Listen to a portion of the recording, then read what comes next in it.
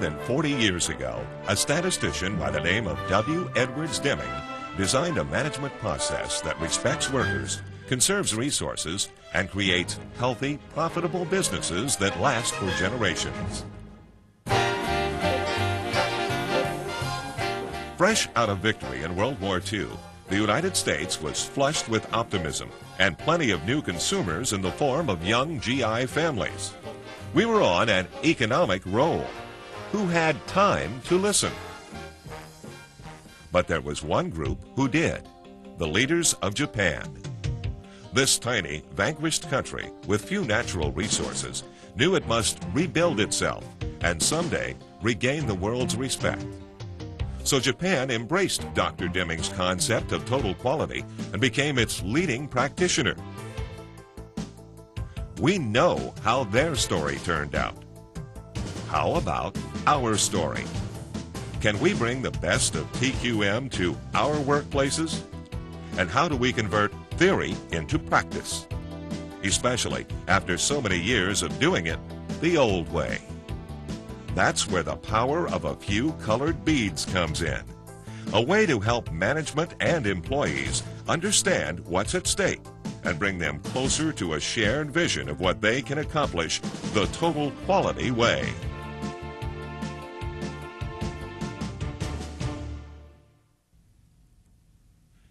American business has had its share of upheaval in the past 20 years. We've lost jobs, even entire industries. Leaders of all sectors agree we have to take a fresh look at how we conduct business and make improvements to compete in the world market.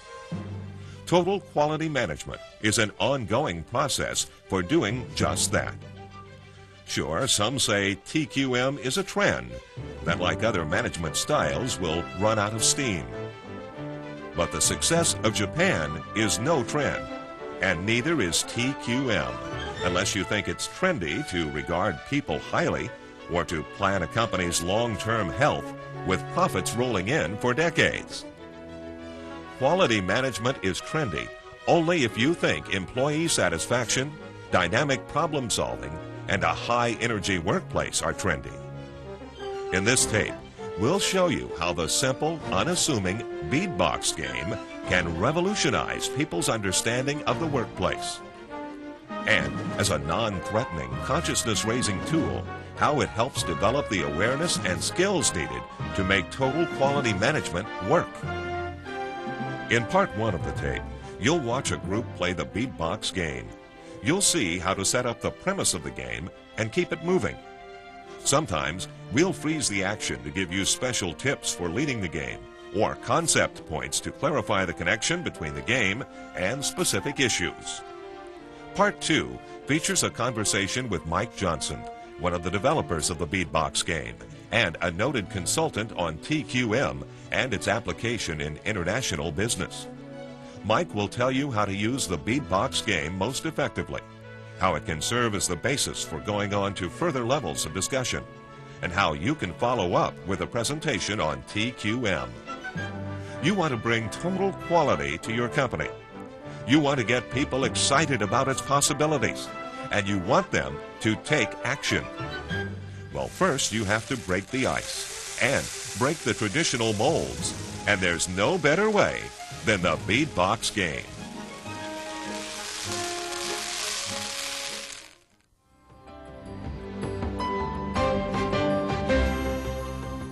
Welcome to everyone who's volunteered to be in our workforce. Today we have 4 workers. There are 2 willing workers, Miguel and Jeff. And there is Blanche, who is the Chief Inspector and Controller rolled into one. Rachel is our office manager. This is Carl, our illustrious boss. My name is Anne Margaret and I'm the facilitator.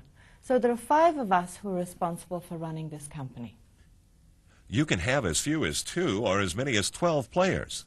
The more players, the longer it takes for each worker to get at least 2 turns. On the other hand, you're apt to have more drama or humor with all the personalities involved.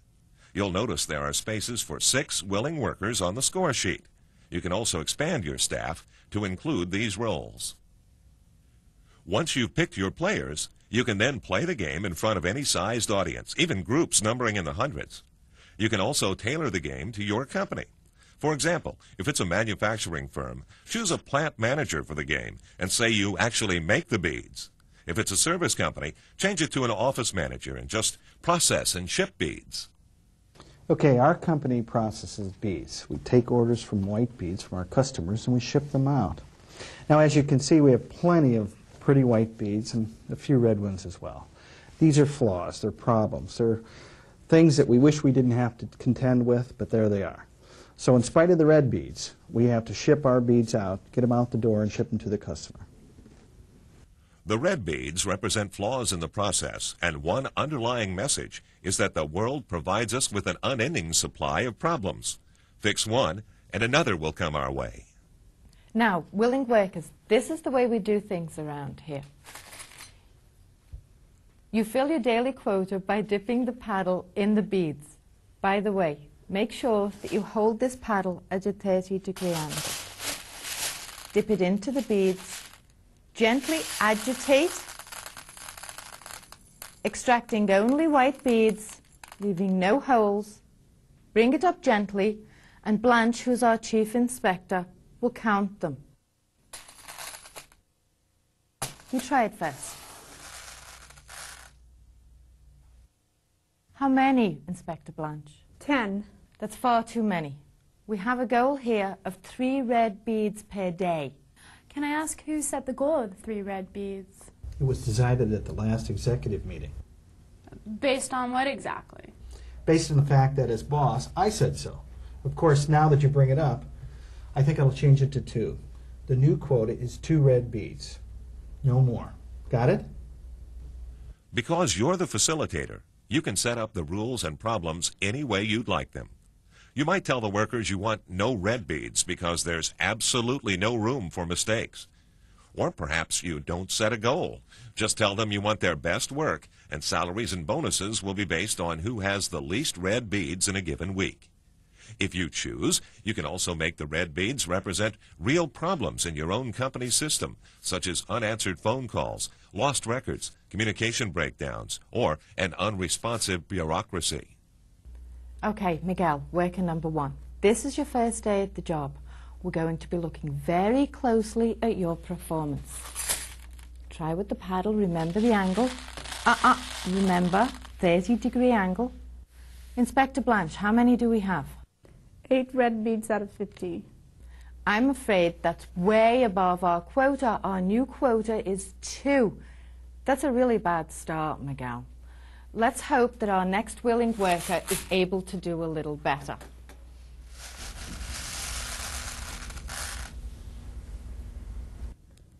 $11 red beads. Oh, not good. You're going to have to work harder and come up with less red beads. How do we do that? How do you get rid of red beads? Well, you'll just have to be more careful. Follow the correct procedures. Do it by the book and ship our customers only white beads. And when you dip the paddle, make sure that the paddle is a 30-degree angle, no more nor less. Got it? Okay, worker 1, Miguel. It's your turn again.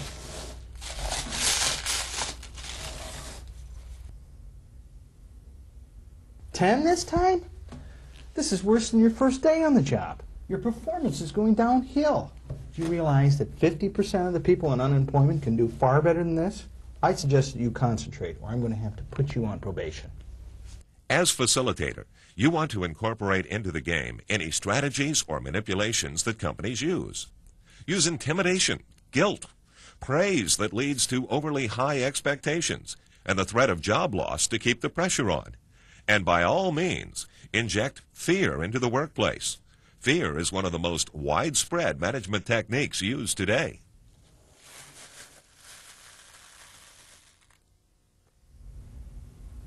Four red beads, still over the quota, but by far the best performance so far. In fact, so much better that I'm going to give you $5 if you can come up with less than 4 red beads next time around. And I'll give $5 bonus to any worker who can match that. You'd like a $5 bonus, wouldn't you? Well then, all you have to do is show me that you can come up with less than 4 red beads. Can you do that? I'll try. You need to do more than try. We need 110% from you. That's what we expect from all of our employees, 110%. I'm just not sure that's possible. Now, is that the right spirit to have? I just don't like to hear words like can't be done or won't work, especially when we know anything is possible. 6 red beads. Let's see. Your scores have been 8, 10, and 6. You're definitely improving, but the bonus wasn't for improvement. It was for less than 4 red beads. So no bonus for you.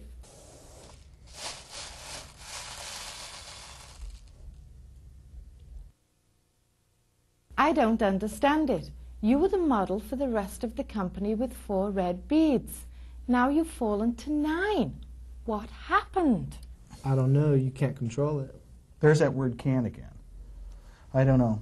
Just between me and you, are you having any trouble at home? Any problems with alcohol or drugs? Maybe you have a learning disability. We can get you some help, you know. We have programs. No, nothing like that. Well, you know you can come to me anytime. We're just like family here. Now, back to work. Let's show these people how to do it, okay? This is the last day, and as you can see, we haven't been doing real well. We tried a bonus program to no avail. We tried putting people on report, and there has been no improvement. I just don't get it. By now, everybody's getting the message that the workers have little control over the red beads, the problems. But they are in a position to help identify those problems if management would only allow that. When management instills fear, when they aren't open to worker involvement, both the workers and company lose. Well, what's wrong is that there are red beads, and we can't help that. You say you can't help that? Well, I think that's coming perilously close to insubordination. After all, I'm the boss, and I don't like my methods to be questioned. To liven up the game, one or more of your volunteer players could be a ringer, someone in on the scheme. Rehearse and role play ahead of time so they can add to the game, just as the manager now does. Rachel, the employees are grumbling. What are you going to do about that? Well, we could set up a no talking rule. Then employees couldn't get together and complain and, you know, stir things up. Excellent. We'll announce that next week. But what do we do about the surplus of red beads? We could require that the employees put in extra hours to hand select all the white bead shipments. Blanche, can we really afford all those extra hours to handpick those white beads? No, we would have to pay overtime or else lay other people off. Lay people off is always an option, but there must be something else. Rachel? Well, we could have Blanche hire an extra person to look over the workers' shoulders and see what they're doing wrong. It's good, because obviously there's a problem here. Is holding the paddle at exactly a 30-degree angle going to do any good? Will more rules and procedures get rid of the red beads? Or blaming employees for a bad procedure? Companies spend thousands just to write and update procedures that don't get rid of the problems. Then, of course, we could always paint the red beads white. Cover all those red beads. What a great idea. Well, maybe not. The paint might rub off. What do you think, Blanche? It would probably rub off after the customer uses it for a while, so we could suggest it's a problem on their end. Interesting thought. I'll have to consider that. If we paint them over, we can make a bigger profit for a while and fix it later. Or maybe the problem will just go away. Do problems ever just go away? Rarely. The red bead disappears only when you solve the problem for good. Everything else is a Band-Aid approach, a cover-up. Management would be wise to give the highest reward to workers who find long-term solutions. I have an idea. You can fire the bead supplier and go find another one. Good, good. It would be the 4th supplier in the past year. But there's obviously something wrong, and we've got to do something. Amazing, isn't it? 4 suppliers, and not one of them could get it right. Dr. Deming stresses that customers and suppliers must clearly define what's expected of one another. Specifications should be measurable rather than based on arbitrary feelings. If a customer says, I want a 50% wool sweater, the supplier might wonder, does that mean the front is wool or the back? Well, let's just finish out this work week. Worker number 1, this is your chance to show us that you can live up to your resume. To motivate you, I've started a competition between the divisions. The one with the least amount of red beads on the last day will get free dinners at Chow Lee's House of Pizza. 7 red beads. He's finished out the week with a score of 42, when by our quota he should have gotten no more than 10. I think we should fire him. What do you think? Pink slip? If your volunteers are having trouble getting into the spirit of the game, or you sense attention is flagging, you can always get the audience more involved. You can even take their suggestions. The more outrageous, the better. If it gets out of hand, remember that you're the boss. Just take control again by ordering the players back to work.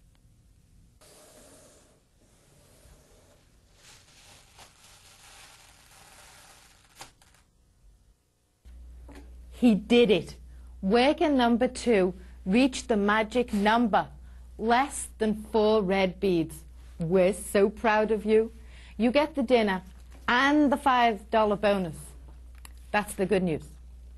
The bad news is 32 is still far too many. So, unless you make 20 or less from now on, you'll never get the bonus again. And how would you feel about that? Not too good. Excellent. That's the spirit. We want winners here. Yes, only winners.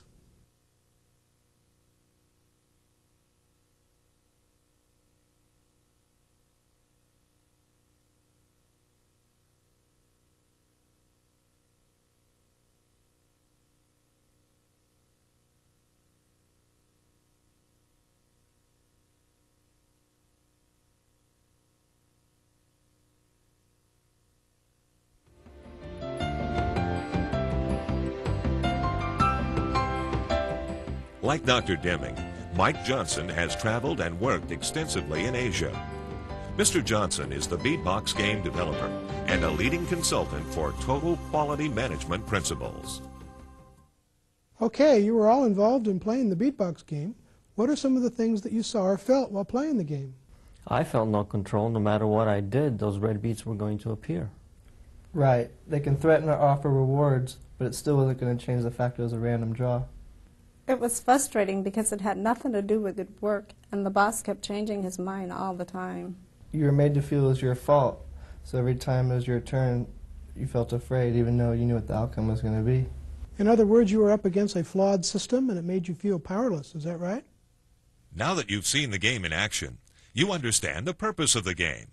The beadbox game ultimately shows just how absurd and ineffective many traditional management styles are, and how unproductive the workplace is when the basic system is flawed. No matter how you try to ignore it, by painting those red beads white or blaming problems on the employees, a faulty system is an unproductive one. Notice that we didn't define the purpose of the game for you before we started playing it. And as the facilitator, Ann-Margaret, the fun of the game is to let it unfold as it happens. After you finish playing the game, then you can do what we're doing here. Get together with the players, share reactions, and record the results on a flip chart. I'm not exactly clear on the full process. When and why are you playing the game? Optimally, Miguel, you're using the beadbox game as an opening in a meeting to introduce total quality management to your workforce. You start with the game because it loosens people up and makes some points in exaggerated ways. Now, people often feel personally threatened when they encounter something new. Even if it's an improvement, they're still resistant. So the game helps them relax, have a little fun, and open them up to new ideas. Another benefit to using the game is you can establish the red bead as the perfect metaphor. Because it's threatening to discuss problems, workers may be reluctant to bring them up. But if you use the term red bead instead, it's amazing how much easier it is for people. Now they can say, look, I think we've got a red bead in the way we handle our accounts, or whatever it may be. As the facilitator, Ann-Margaret, you are bringing TQM into your company. Now, you may be a human resources director, upper management, or just a manager assigned to a quality assurance team. In any case, you're using the beadbox game as a perfect tool to pave the way. Now, as you begin playing the game, have employees analyze the game results and share their observations. Have employees give real-life examples from their workforce. And then as the facilitator, you can introduce the principles of TQM in contrast to the system in place with the beadbox game. I'd like to know more about how to make the transition into TQM principles. But first, I wondered if you could offer additional advice on facilitating the game, maybe some things we didn't really see in the game in part one. Sure, I've played the beadbox game in all kinds of companies, big and small, and with a mixture of top executives, middle management, factory workers, and entry-level employees. Some groups, in fact, even have language barriers, yet the game still works. The fun is the game is never the same twice in a row. Some groups really get into it, others you have some fun with, and others you really got to have prompting with outrageous questions in order to get them started. Others are really reserved. Now, you might want to be more of a showman or an actor, or as we pointed out, you can have a plant and give them some predetermined questions and responses that they could bring out as you play the game. As the facilitator, you want to foster the aha response.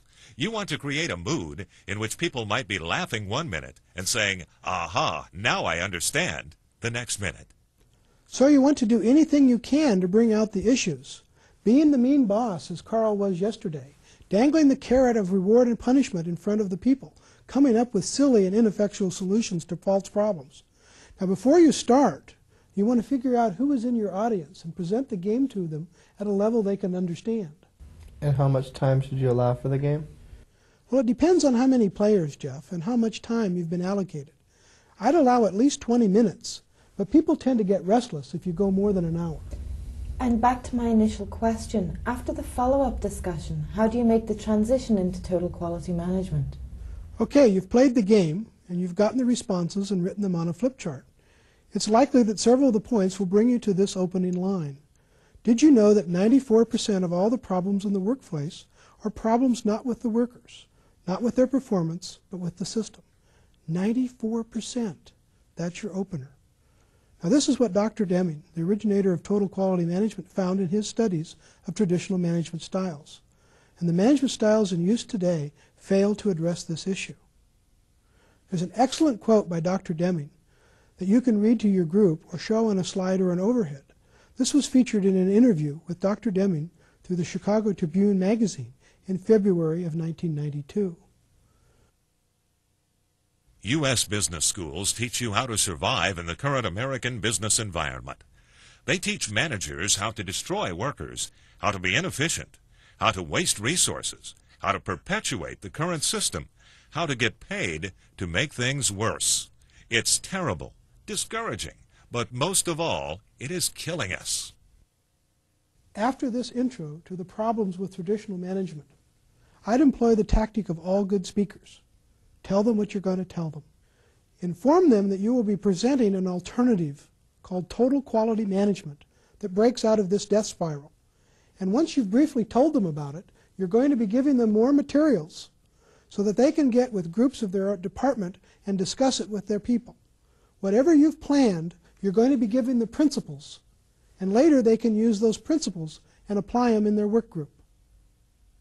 To continue our outline, you could then present a quick history of Dr. Deming and his total quality management, including the Japan story. Bring it to the present day and tie it into today's business and world economy. Once you've set this up, I'd return to the 94% system problem statistic and tie it back to the beadbox game. Point out that red beads are problems, and those problems were inherent in the system of drawing the beads. Sometimes workers got 11 beads, sometimes only 3. But the boss, Carl, here was so caught up in the numbers, he forgot to look at the system. He was too busy chasing red beads, blaming everyone else, and trying one useless tactic after another. The next point to present is that you must decide if you have red beads in your system. To know that you have, you must collect data. You should then calculate statistical control limits. If you take data from, say, 3 months and plot it statistically, you will graphically see if your performance falls within an acceptable range. If it does, it's likely you have common causes. That is, you have red beads in your system and have to address the system's problems. If it looks fairly normal, but there are a few that consistently fall outside the control range, it's probably due to special causes. That is, some problem not in the system. Usually it has to do with a worker not being adequately trained, or a temporary problem like a staff vacancy. The importance of statistical control limits is that they tell you where the red beads are, the problems. And only then can you sit down together as a group and try to find the real solutions. Now, if the variation from day to day is very big, you are probably spending a lot of your time just chasing problems. You should focus on reducing the rate of change from one day to the next. Once that's under control, you can look for the red beads and then remove them permanently from your system. I think it's good to give an overview of statistical control limits and the need for solid data in general at this first presentation. But wouldn't you suggest that a more technical training of how to create a control limits chart be given at another time, only with those who would be ultimately responsible? Yes, Carl, that's a good point. Not everybody needs to become a statistician. All you want to do here is let people know first that TQM is based on finding solutions to problems. Secondly, that you have to find out where the problems really lie in order to arrive at an effective solution. And third, the way we do that is with hard data, data that helps you pinpoint what type of red beads are in your system. Finally, I'd present Dr. Deming's 14 obligations of quality management. Of course, you could present them before you start talking about statistical process control, or perhaps open the presentation with the 14 obligations. Now, this is only a suggested format. You as facilitator, Anne Margaret, can then decide on how you're going to do it. I think you should take time to explain each of the 14 points. Now, I won't do that now because it's something that you can do through research on the many books that are available on Dr. Deming's concepts in TQM. But you should give the manager's employees a rundown of the principles, since this is the cornerstone of total quality management, and you want to be sure that people have a firm grasp of it. I'm aware of most of the principles through the research I've done, but I was wondering if there are any that you feel are particularly problematic for people when first introduced to them. Any special points you'd emphasize? Yes, Carl, very briefly. There are 5 of the 14 points that I find that people initially have trouble with. The first one is number 4, looking at the total cost and single supplier issue. People get stuck on the low bid, competitive bidding system. They fail to see that you have to look at the total cost over time, including the cost of mistakes and redoing things. This is what we call rework and waste. And they must understand that if you cultivate a relationship with a trusted supplier, chances are good that suppliers will get it right because they've come to know exactly what your standards are. Principle 7 about leadership hangs people up because they think they have leadership now. Well, there's a big difference between supervision and good leadership. Dr. Deming's idea of a leader is someone who works consistently to improve the system, recognizes everyone's skills, talents, creates interest, challenge, and provides joy for every employee. They take ultimate responsibility, but not ultimate credit for the continual improvement of the company. Fear, discussed in Principle 8, is self-explanatory, and most people get this one right away.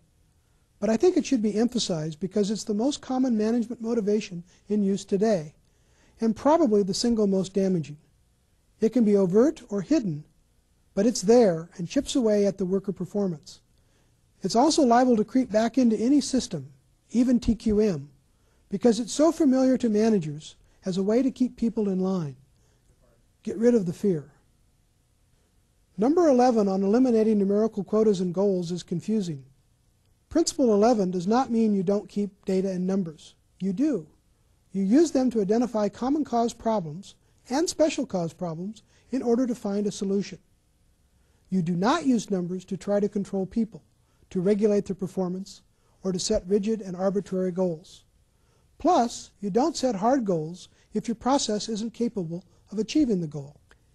And finally, people often ask about Principle 12 on rating and merit systems. They're concerned that without performance reviews, there's no way to judge how employees are doing. Well, with TQM, we can emphasize teams, groups working together to constantly review, to refine and improve. We want to focus on the development of good problem-solving skills. Why should a worker have to sweat out a performance review, and one, by the way, that may have less to do with their work than with personality styles or the reviewer's biases? Instead, one alternative might be to having the team review itself and its members, or having a manager meet with the team for a joint review. I think if I were in the audience, I'd want a printed copy of the 14 principles. Do you advise that? Absolutely, Jeff. I advise making liberal use of overhead transparencies, writing on blackboards, flip charts, and handouts. The more you can reinforce through visual materials, the better. Isn't there a danger that you will be seen as some authority figure forcing yet another new program on employees? Yes, Miguel. But first, you've got to be careful not to get on your soapbox. And be sure your company is sincere about adopting all that's new and involved in total quality management. The workers, the people are smart. They know when they're hearing just another meaningless management ploy. Total quality is inclusive. Management must create an environment in which workers can speak up and name the problems. Employees must be willing to let go of a culture of personalities and look at the bigger picture. And then, management must exercise their power to make the fundamental changes in the system. Everybody has to be committed. You've mentioned before the game should take anywhere from 30 minutes to an hour. How long should the TQM presentation be? That's up to you, Blanche. How big is the group? What's the time you've been allocated? Will you have a half a day for the game with follow-up discussion and the presentation on total quality? Will the TQM presentation be scheduled for another time? Which, by the way, I don't recommend, since you want the messages and momentum of the game to take you right into the TQM presentation. The whole idea is to get people to relax and open up to the brand new way and very important ways of running their company. Keep the mood of the game for the presentation. That's all well and good, but what happens after the game, the discussion, and the TQM presentation? How do managers and employees begin applying everything to their own business? Again, Carl, that's up to you. Will you have an all-day retreat for the company? If you do, the morning session could be the game, follow-up, and TQM presentation. In the afternoon, people could have breakout sessions for their own departments or work groups, perhaps with a facilitator for each group. Or you might want to schedule the game and follow-up discussion for several smaller groups of executives and employees mixed together.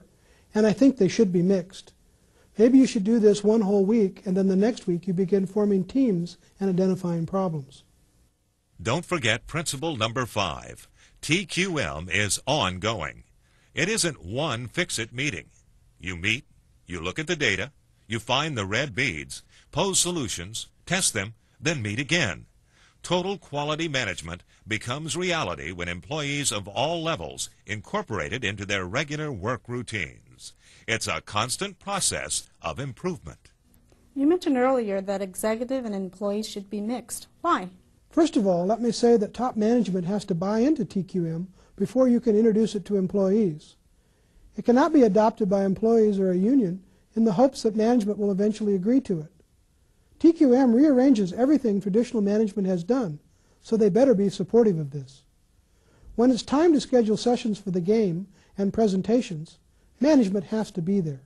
This is not only for the employees, it's for everybody. Also, it's good for both sides of the track to hear what the other side is saying. TQM is based on clear, continual communication. And that communication begins with every person being in on it. What if management isn't completely behind this? Then it won't work, Miguel. It's that simple. When managers are skeptical, Dr. Deming found they're not going to be responsive unless they feel a peer or a person of equal status is proposing it. What you might want to do is to hire a TQM consultant to come in and work with the top management.